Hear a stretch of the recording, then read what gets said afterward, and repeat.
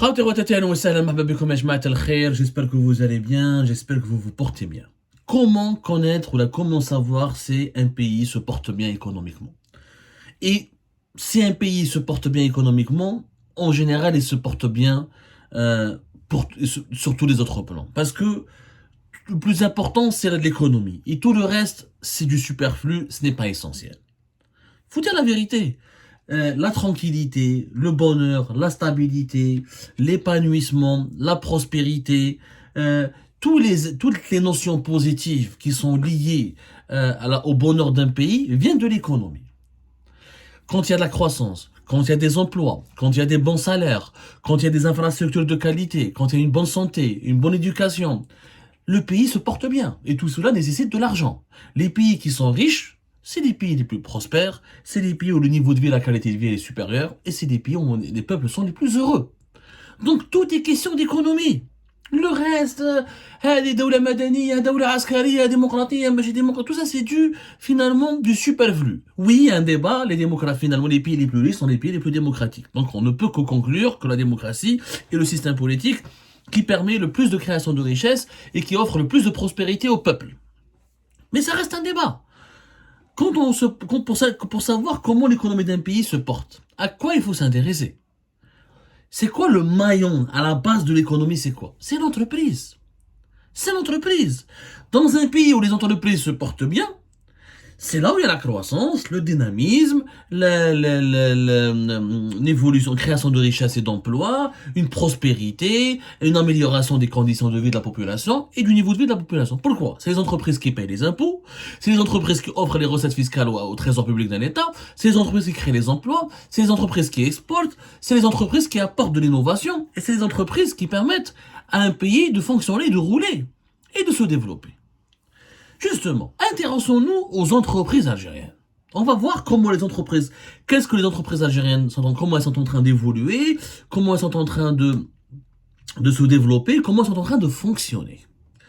Il y a un document important de l'Office national des statistiques, l'ONS, qui est un organisme gouvernemental algérien qui publie des données statistiques sur l'évolution démographique et socio-économique du pays. C'est une instance gouvernementale, donc c'est une source officielle, une source autorisée. Elle publie de façon trimestrielle un document qu'on appelle l'enquête sur la situation et les perspectives dans l'industrie. Chaque trimestre, l'ONS, il fait un sondage aux entreprises spécialisées dans le secteur industriel. Il leur pose des questions pour voir comment les entreprises quelle est leur situation et qu'est-ce qu'ils pensent des perspectives. L'industrie, il y a ce qu'il y a de plus important. L'économie fait à plusieurs secteurs, l'industrie, l'agriculture, les services, le BTP, la construction. Mais l'industrie, c'est la transformation de la matière première en un produit à forte valeur ajoutée. Les pays les plus développés sont les pays les plus industrialisés. Justement, les entreprises algériennes, pourquoi notre pays patine? Pourquoi notre pays n'arrive pas à se développer? Pourquoi notre pays n'arrive pas à être prospère? Pourquoi notre pays n'arrive pas à évoluer, à progresser? Parce que la situation de nos entreprises, elle est catastrophique. Je vous donne un exemple. Dans ce document de l'ONS, c'est les chiffres officiels.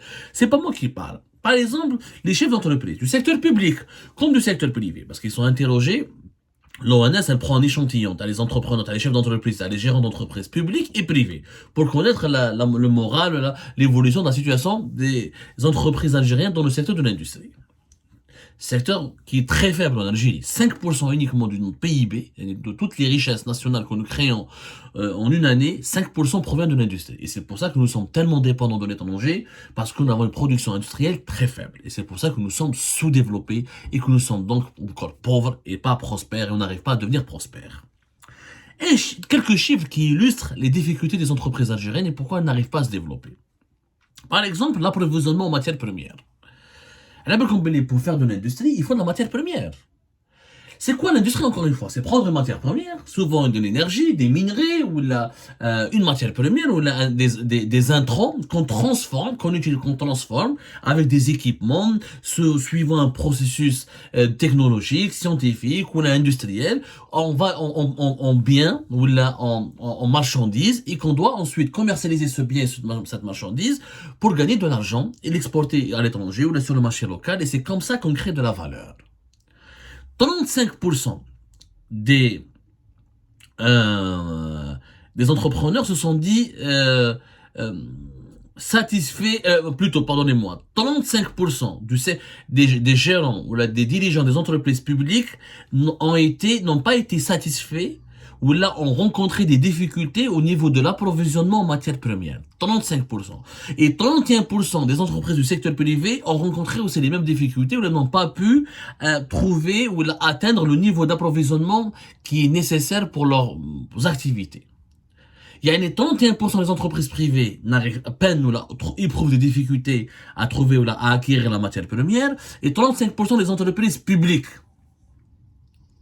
C'est un chiffre qui reste important. Il y a eu, par exemple, à cause du manque des matières premières en Algérie, il y a eu des ruptures de stock au niveau de 40% dans les entreprises publiques. Des ruptures de stock depuis 10 jours. C'est-à-dire pendant 10 jours, il n'y avait pas de matière première. Quand il n'y a pas de matière première, l'activité, elle est gelée, t'abs. L'usine ne fonctionne pas. Et 28% pour les secteurs privés pendant une durée de 29 jours. 29 jours. Secteur privé, 28% des entreprises du secteur privé ont subi des ruptures de stock de la matière première pendant une période de 20 jours. 40% pour le secteur public, donc pour une période de 10 jours. Comment peut-on développer le pays dans ce genre de situation? Comment? Plus d'un tiers des entreprises algériennes, publiques ou la privée, n'arrivent pas à trouver de la matière première. 40% du secteur public, presque plus d'un tiers, souffrent de rupture de stock d'une période de 10 à 29 jours. Presque un mois. C'est terrible. Pourquoi ce problème? Parce que la matière première vient de l'étranger. Si la matière première n'est pas, si l'État, comme nous avons une politique anti-importation, où nous avons multiplié les mesures de 2020 à 2023, de restriction des importations, changement des codes des registres de commerce, changement des codes d'activité, des codes d'activité douanière, changement des règles de domiciliation bancaire, imposition de certaines démarches administratives et bureaucratiques, imposition de certaines licences pour importer. Voilà, on a mélangé bien l'importation de la matière première, qui n'a rien à voir avec l'importation des produits finis. C'est ça, le dirigeant algérien, l'économie, il voulait absolument baisser la facture des importations. Or, ils n'ont pas distingué la matière première qui importe tous les pays du monde. Même la Chine, qui est l'usine du monde, elle a besoin de matières premières depuis l'étranger. Aucun pays n'est souverain à 100% dans l'importation des matières premières. Il y a certains minerais, il y a certains composants, il y a certains intrants, il y a certaines matières qu'on n'arrive pas, qui ne sont pas disponibles sur le territoire algérien, comme elles ne sont pas disponibles sur le territoire chinois, japonais, ou américain, ou européen. Il faut les importer ailleurs. Mais si la matière première n'est pas disponible, il n'y a pas d'industrie. Et les entrepreneurs algériens, autre problème. Les entreprises algériennes sont confrontées à des pannes d'électricité.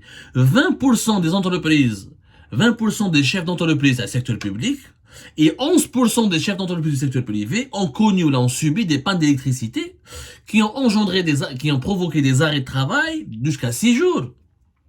Jusqu'à 6 jours. Il y a même des arrêts, des pannes d'électricité qui ont provoqué des pannes jusqu'à 12 jours. Il y a la moitié du mois, parce qu'il n'y a pas d'électricité, parce que son gaz n'intervient pas, parce qu'il y a du sabotage, parce que les services de maintenance, t'as les infrastructures, t'as les équipements électriques, c'est pas à la hauteur, et ça impacte les entreprises. Je vous les entreprises algériennes, venez investir, je vous les dirigeants algériens, venez investir, on va développer le pays. Les entreprises n'arrivent pas à avoir la matière première. Elles ont des pannes d'électricité de 6 à 12 jours. Des ruptures de stock de presque un mois. Comment on peut développer le pays dans ces conditions? C'est tout simplement impossible. C'est impossible. C'est ce qu'il y a. C'est ça le sabotage. C'est ça, je vous dis que les dirigeants algériens sont à l'origine d'un véritable sabotage à travers leur politique. C'est un véritable sabotage. On ne laisse pas les entreprises algériennes travailler. On les emmerde régulièrement. On les harcèle. On leur crée tellement de problèmes que les entrepreneurs algériens n'arrivent pas à traduire. Est-ce que tu dois t'occuper de ton usine, ou là tu dois courir pour régler la panne d'électricité, ou là courir pour avoir la matière première? En plus de ça, l'autre problème, c'est la trésorerie. La trésorerie, elle a été jugée normale. La trésorerie, c'est les capacités financières d'une entreprise à assurer son propre fonctionnement. Et qu'est-ce qu'elle a réellement dans son compte bancaire? Est-ce qu'elle est autosuffisante pour payer ses charges chaque mois. Et ben la trésorerie, elle a été jugée normale uniquement par 58% des entreprises. T'as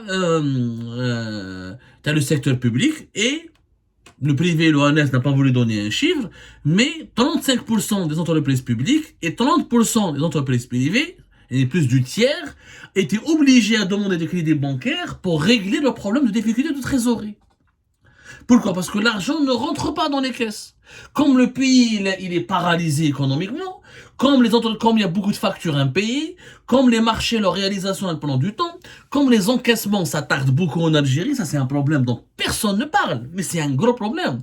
En Algérie, tu obtiens un marché, il goûte 5-10 milliards, il va te séduire, les entreprises sont appâtées par les montants faramineux des marchés. Mais le paiement c'est pour quand? Toi, l'entreprise va réaliser son marché. 1 année, 2 ans, elle termine ses prestations. Va demander la facture.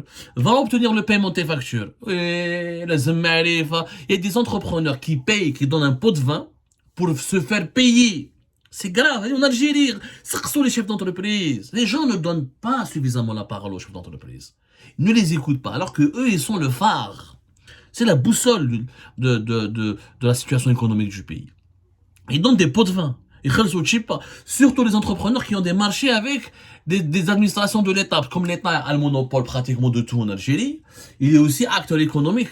Donc, beaucoup de marchés, le BTP, l'industrie, l'immobilier, etc.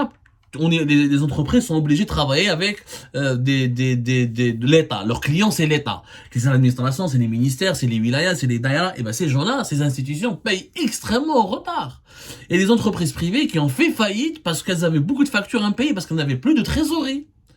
Plus de trésorerie. Donc 35 et 30%, plus du tiers. Donc plus du tiers des entreprises algériennes n'arrivent pas à avoir de la matière première. Plus du tiers des entreprises algériennes ont des problèmes de trésorerie. Presque le tiers des entreprises algériennes subissent des pannes d'électricité de 6 à 12 jours. Comment voulez-vous développer un pays dans ce climat malsain?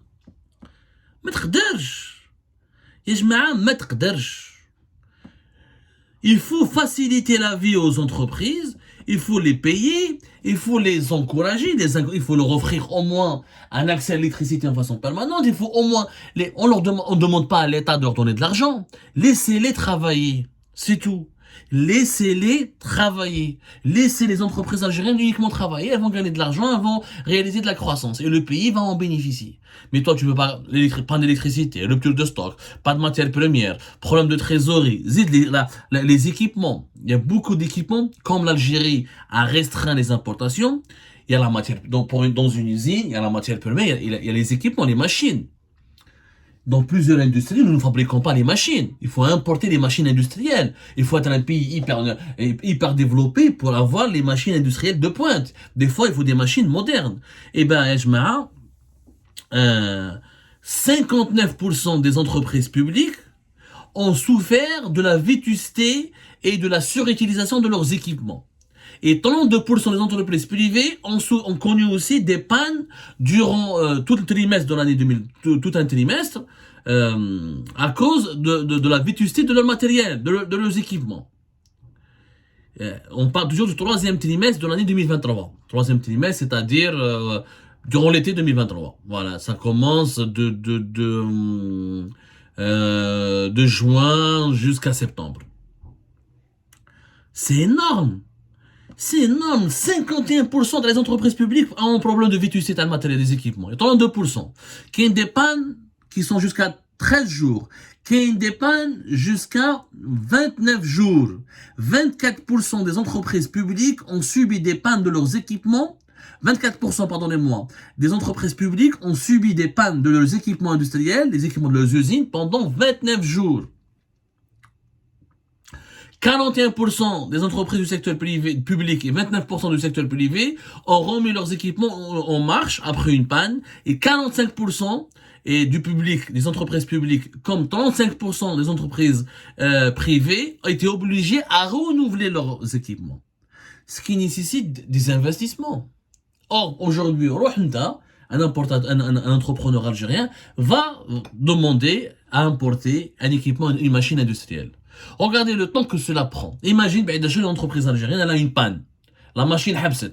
Que ce soit dans l'industrie du plastique, l'agroalimentaire, les matériaux de construction, le textile, l'électronique, peu importe l'activité industrielle de l'entreprise. Il y a une panne, comme le cas 59% des entreprises étatiques et 32% du secteur privé. Si la panne dure plus de 15 jours, il faut renouveler, il faut acheter une nouvelle machine. Va demander à la banque une domiciliation, va essayer d'importer une machine. Vous allez voir le temps que ça va prendre. Des fois 6 mois, 5 mois, des fois plus. Et l'entreprise n'est pas autorisée à importer une machine. Donc ils sont obligés de traficoter avec leur vieille machine pour sauver l'entreprise. Regardez la situation de nos entreprises. Catastrophique. Problème de trésorerie, problème et vétusté des équipements industriels, accès difficile, pratique très compliqué à la matière première, des pannes d'électricité. Comment voulez-vous que l'on peut développer un pays dans des conditions? On ne peut pas développer l'Algérie dans ces conditions. Et pourtant, c'est du réel. C'est pas des chiffres qui viennent du Maroc, d'Israël, des Émirats, ou de la France, ou de l'Espagne. C'est des chiffres de l'ONS. C'est l'Office national des statistiques, je le rappelle. Un organisme gouvernemental. C'est une source officielle autorisée. C'est pas moi qui le dis. La véritable situation économique dans notre pays. On sabote le régime algérien actuel. Il sabote en permanence nos propres entreprises sont victimes d'un sabotage permanent. Le sabotage, il est où? On leur complique la vie pour acheter la matière première, on les empêche de ramener des équipements industriels, on les répare pas les pannes d'électricité rapidement, et on les laisse pas accéder à des financements de façon plus facile pour gérer leurs problèmes de trésorerie, et on paye pas leurs factures. 5 points. Et on paye pas leurs factures, on les paye pas dans les bons délais. Comment voulez-vous qu'on se développe et qu'on évolue dans ces conditions?